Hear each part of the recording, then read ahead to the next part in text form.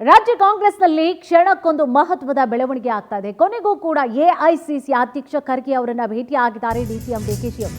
ರಾಜ್ಯ ಕಾಂಗ್ರೆಸ್ನಲ್ಲಿ ಕ್ಷಣಕ್ಕೊಂದು ರೀತಿಯಾದಂತಹ ಟ್ವಿಸ್ಟ್ಗಳನ್ನು ಕೂಡ ಪಡೆದುಕೊಳ್ತಾ ಇದೆ. ಮಹತ್ವದ ಬೆಳವಣಿಗೆ ಆಗ್ತಾ ಇದೆ.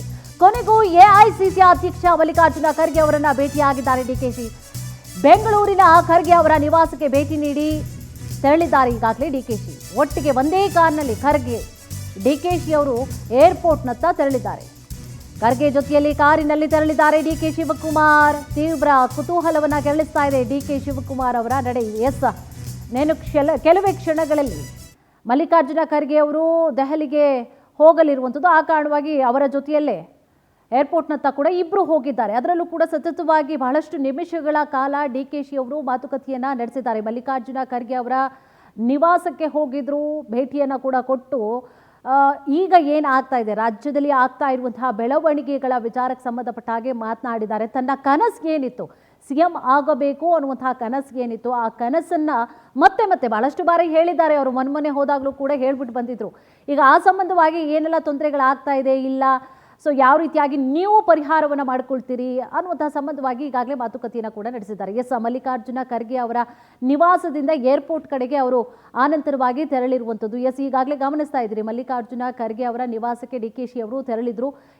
ಡಿಕೆಶಿ ಅವರು ಮಾತುಕತೆಯನ್ನು ಕೂಡ ನಡೆಸಿದ್ರು ಬಹಳಷ್ಟು ನಿಮಿಷಗಳ ಕಾಲ. ಆನಂತರವಾಗಿ ಮಲ್ಲಿಕಾರ್ಜುನ ಖರ್ಗೆ ಅವರು ಮಾಧ್ಯಮಗಳಿಗೆ ಯಾವುದೇ ರೀತಿಯಾದಂತಹ ಪ್ರತಿಕ್ರಿಯೆಯನ್ನು ಕೂಡ ಕೊಡದೆ ಅವರು ಒಂದು ರೀತಿಯಾಗಿ ಪ್ರಶ್ನೆಯಾಗಿ ಉಳಿಸಿ ಏನಾಗಿದೆ ಮಾತುಕತೆ, ಚರ್ಚೆ ಏನಾಯಿತು ಅನ್ನುವಂತಹ ಕ್ಲಿಯರ್ ಪಿಕ್ಚರನ್ನು ಅವರು ನೀಡದೆ ಹಾಗೆ ಅವರು ದೆಹಲಿಗೆ ತೆರಳಿರುವಂತಹ ದೃಶ್ಯಾವಳಿಯನ್ನು ಕೂಡ ಗಮನಿಸ್ತಾ ಇದ್ದೀರಿ. ಇವತ್ತು ದೆಹಲಿಗೆ ತೆರಳಿ ಆನಂತರವಾಗಿ ರಾಹುಲ್ ಗಾಂಧಿ ಅವರನ್ನು ಕೂಡ ಸಂಜೆಯ ವೇಳೆಗೆ ಮಲ್ಲಿಕಾರ್ಜುನ ಖರ್ಗೆ ಅವರು ಇವತ್ತು ಭೇಟಿಯಾಗಲಿದ್ದಾರೆ. ಇಲ್ಲಿ ಏನೆಲ್ಲ ಆಗಿದೆ, ಸಚಿವರು ಇರ್ಬೋದು, ಶಾಸಕರು ಇರ್ಬೋದು, ಅಥವಾ ಸಿಎಂ ಸಿದ್ದರಾಮಯ್ಯ ಅವರ ಜೊತೆಗೆ ನೋಡಿ ಡಿಕೆಶಿ ಅವರನ್ನು ಕೂಡ ಗಮನಿಸ್ತಾ ಇದ್ದೀರಿ. ಡಿಕೆಶಿ ಅವರು ಕೂಡ ಅವರ ಕಾರಿನಲ್ಲೇ ಆನಂತರವಾಗಿ ತೆರಳುತ್ತಾರೆ. ಅವರು ಕೂಡ ಮಾತುಕತೆಯನ್ನು ನಡೆಸಿದಂತಹ ನಂತರವಾಗಿ ಮಲ್ಲಿಕಾರ್ಜುನ ಖರ್ಗೆ ಅವರು ಬರ್ತಾರೆ. ಹಿಂಭಾಗದಲ್ಲಿ ಡಿಕೆಶಿ ಅವರು ಕೂಡ ಬರ್ತಾರೆ. ಆನಂತರ ಅವರು ಕಾರು ಮೂವ್ ಆಗ್ತಿದ್ದ ಹಾಗೆ ಡಿಕೆಶಿ ಅವರು ಕೂಡ ಹೋಗಿ ಜಾಯಿನ್ ಆಗ್ತಾರೆ ಏರ್ಪೋರ್ಟ್ ಕಡೆಗೆ. ಕಾರು ಆನಂತರವಾಗಿ ತೆರಳ್ತಾ ಹೋಗುತ್ತೆ. ಇದೇ ವಿಚಾರಕ್ಕೆ ಸಂಬಂಧಪಟ್ಟ ಹಾಗೆ ಹೆಚ್ಚಿನ ಡೀಟೇಲ್ಸ್ ಕೂಡ ನೀಡ್ತಾ ಹೋಗ್ತಾರೆ ನಮ್ಮ ಪ್ರತಿನಿಧಿ ಆನಂದ್. ಆನಂದ್, ಈಗಾಗಲೇ ಡಿಕೆಶಿ ಅವರ ಜೊತೆಯಲ್ಲಿ ಮಾತುಕತೆ ಆಗಿರುವಂಥದ್ದು. ಈಗ ಪ್ರಶ್ನೆ ಏನಪ್ಪಾ ಅಂತಂದ್ರೆ, ಯಾವ ರೀತಿಯಾದಂತಹ ನಿಲುವನ್ನು ಕೂಡ ಈಗಾಗಲೇ ಮಾಡಿರಬಹುದು ಮಲ್ಲಿಕಾರ್ಜುನ ಖರ್ಗೆ ಅವರು? ಯಾಕಂದ್ರೆ ಈ ರಿಪೋರ್ಟ್ ಈಗ ಇಟ್ಕೊಂಡು ರಾಹುಲ್ ಗಾಂಧಿ ಅವರನ್ನು ಕೂಡ ಭೇಟಿ ಆಗಲಿರುವಂಥದ್ದು. ಎಲ್ಲದಕ್ಕೂ ಕೂಡ ಹೈಕಮಾಂಡ್ ಅಂತ ಹೇಳಿ ಹೇಳ್ತಾ ಇರ್ತಾರೆ. ಗೊತ್ತಿರುವಂಥದ್ದು ಮಲ್ಲಿಕಾರ್ಜುನ ಖರ್ಗೆ ಅವರೇ ಒಂದು ಒಮ್ಮತದ ನಿರ್ಧಾರವನ್ನು ತೆಗೆದುಕೊಳ್ಳಲಿಕ್ಕೆ ಆಗ್ತಿಲ್ವಾ ಅನ್ನುವಂತಹ ಪ್ರಶ್ನೆಗಳು ಓಡಾಡ್ತಿರುವಂತಹ ಮಧ್ಯೆ ಈಗ ಏನು ತೀರ್ಮಾನ ಆಗಿರಬಹುದು, ಅಥವಾ ಡಿಕೆಶಿ ಅವರ ಮುಖಭಾವ ಯಾವ ರೀತಿ ಆಗಿತ್ತು, ಏನಿದೆ ಮಾಹಿತಿ?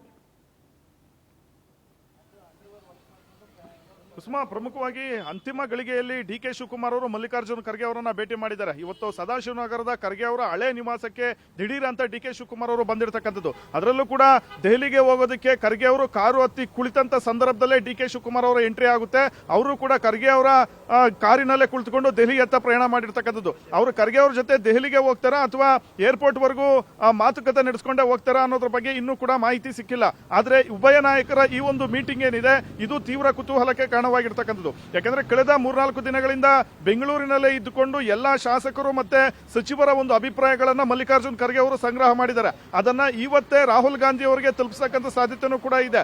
ಅಂತಿಮವಾಗಿ ಈ ಪವರ್ ಶೇರಿಂಗ್ ಗಲಾಟೆಗೆ ಒಂದು ಇತಿಶ್ರೀ ಹೇಳಲೇಬೇಕು ಅಂತ ಮಲ್ಲಿಕಾರ್ಜುನ್ ಖರ್ಗೆ ಅವರು ಕೂಡ ಡಿಸೈಡ್ ಮಾಡಿರ್ತಕ್ಕಂಥದ್ದು. ರಾಜ್ಯ ನಾಯಕರ ಅಭಿಪ್ರಾಯಗಳೇನಿದೆ ಎಲ್ಲವನ್ನೂ ಕೂಡ ಸಂಗ್ರಹ ಮಾಡಿಕೊಂಡು ರಾಹುಲ್ ಗಾಂಧಿ ಅವರಿಗೆ ತಿಳಿಸೋದಕ್ಕೆ ಇವತ್ತು ಮಲ್ಲಿಕಾರ್ಜುನ್ ಖರ್ಗೆ ಅವರು ಮುಂದಾಗಿದ್ದಾರೆ. ಇದೇ ಸಂದರ್ಭದಲ್ಲಿ ಡಿಕೆ ಶಿವಕುಮಾರ್ ಅವರು ಖರ್ಗೆ ಅವರನ್ನ ಭೇಟಿ ಮಾಡಿ ಈಗ ಕಾರಿನಲ್ಲೇ ಒಂದಷ್ಟು ಮಹತ್ವದ ಮಾತುಕತೆಯನ್ನ ನಡೆಸಿಕೊಂಡು ಹೋಗ್ತಾ ಇರತಕ್ಕಂಥದ್ದು. ಪದೇ ಪದೇ ಡಿಕೆ ಶಿವಕುಮಾರ್ ಅವರು ಹೇಳ್ತಾ ಇದ್ರು, ನನ್ನ ಶ್ರಮಕ್ಕೆ ಪ್ರತಿಫಲ ಬೇಕು, ಹೈಕಮಾಂಡ್ ನಾಯಕರು ಆ ಒಂದು ಪ್ರತಿಫಲ ಕೊಟ್ಟೇ ಕೊಡ್ತಾರೆ ಅನ್ನೋ ಒಂದು ವಿಚಾರವನ್ನ ಪದೇ ಪದೇ ಪ್ರಸ್ತಾಪ ಮಾಡ್ತಾ ಇದ್ರು. ಆದ್ರೆ ಎಲ್ಲೋ ಒಂದು ಕಡೆ ಸಿದ್ದರಾಮಯ್ಯನವರು ಕುರ್ಚಿಯನ್ನ ಬಿಟ್ಕೊಡೋದಕ್ಕೆ ರೆಡಿ ಇಲ್ಲ. ಬದಲಾಗಿ ಅನೇಕ ಸಚಿವರು, ಶಾಸಕರು ಕೂಡ ಸಿದ್ದರಾಮಯ್ಯನವರ ಪರವಾಗಿಯೇ ಬ್ಯಾಟಿಂಗ್ ಮಾಡ್ತಾ ಇದ್ದಾರೆ. ಇದು ಡಿಕೆ ಶಿವಕುಮಾರ್ ಅವರಿಗೆ ಬಹಳಷ್ಟು ಹಿನ್ನಡೆ ಆಗಿತ್ತು. ಇದೇ ಅಲ್ಲದೆ ಮೊದಲಿಂದಲೂ ಕೂಡ ಮಲ್ಲಿಕಾರ್ಜುನ್ ಖರ್ಗೆ ಅವರನ್ನ ಭೇಟಿ ಮಾಡಿ 2.5 ವರ್ಷದ ಅವಧಿಗೆ ತಮ್ಮನ್ನ ಸಿಎಂ ಮಾಡಿ ಅನ್ನೋ ಒಂದು ಡಿಮ್ಯಾಂಡ್ ಅನ್ನ ಇಡ್ತಾ ಇದ್ರು. ಆದ್ರೆ ಮಲ್ಲಿಕಾರ್ಜುನ್ ಖರ್ಗೆ ಅವರು ಕೂಡ ಈಗ ಅಸಹಾಯಕರಾಗಿ ಬಿಟ್ಟಿದ್ದಾರೆ ಅನ್ನೋ ಒಂದು ಪರಿಸ್ಥಿತಿಯಲ್ಲಿ ಇರ್ತಕ್ಕಂಥದ್ದು. ಅವರಿಂದಲೂ ಕೂಡ ಯಾವುದೇ ರೀತಿಯ ಒಂದು ಸ್ಪಷ್ಟನೆ ಅಥವಾ ಇವ್ರಿಗೆ ಆಶಾಭಾವನೆ ಕಲ್ಪಿಸ್ತಕ್ಕಂಥ ಯಾವುದೇ ಮಾತುಗಳು ಮಲ್ಲಿಕಾರ್ಜುನ್ ಖರ್ಗೆ ಅವರಿಂದ ಬಂದಿಲ್ಲ. ಹಾಗಾಗಿ ಡಿಕೆ ಶಿವಕುಮಾರ್ ಅವರು ಸರ್ವೇಸಾಮಾನ್ಯವಾಗಿ ಇಷ್ಟು ದಿನ ಅಪ್ಸೆಟ್ ಆಗಿದ್ರು. ಈಗ ಖರ್ಗೆ ಅವರನ್ನ ದಿಢೀರ್ ಅಂತ ಭೇಟಿ ಮಾಡಿ ಅವರ ಜೊತೆಗೆ ಕಾರಿನಲ್ಲಿ ಹೋಗ್ತಾ ಇದ್ದಾರೆ. ಈ ಸಂದರ್ಭದಲ್ಲಿ ಖಂಡಿತವಾಗ್ಲೂ ಪವರ್ ಶೇರಿಂಗ್ ಶೇರಿಂಗ್ ವಿಚಾರವನ್ನ ಖರ್ಗೆ ಜೊತೆ ಮಾತನಾಡ್ತಕ್ಕಂತ ಒಂದು ಕೆಲಸವನ್ನ ಡಿ ಕೆ ಶಿವಕುಮಾರ್ ಅವರು ಮಾಡೇ ಮಾಡ್ತಾರೆ. ಯಾಕೆಂದ್ರೆ ಮೊದಲಿಂದಲೂ ಕೂಡ ಈ ಡಿಮ್ಯಾಂಡ್ ಅನ್ನ ಇಟ್ಕೊಂಡೇ ಬರ್ತಾ ಇದ್ರು. ಈಗ ನವೆಂಬರ್ ಕ್ರಾಂತಿ ಏನಿದೆ, ಈಗ ನವೆಂಬರ್ ತಿಂಗಳು ಮುಕ್ತಾಯ ಆಗ್ತಕ್ಕಂಥ ಒಂದು ಮಟ್ಟಕ್ಕೂ ಕೂಡ ಬಂದಿದೆ. ಈ ನವೆಂಬರ್ 30ರ ಒಳಗಡೆ ಎಲ್ಲ ಒಂದು ಗದ್ದಲೆಗೂ ಕೂಡ ಜೊತೆಗೆ ಪವರ್ ಶೇರಿಂಗ್ ವಿಚಾರಕ್ಕೆ ಇತ್ಯರ್ಥವನ್ನ ಮಾಡಿಬಿಡಿ ಅನ್ನೋ ಒಂದು ವಿಚಾರವನ್ನ ಡಿ ಕೆ ಶಿವಕುಮಾರ್ ಅವರು ಮುಂದಿಡ್ತಾ ಇದ್ದಾರೆ.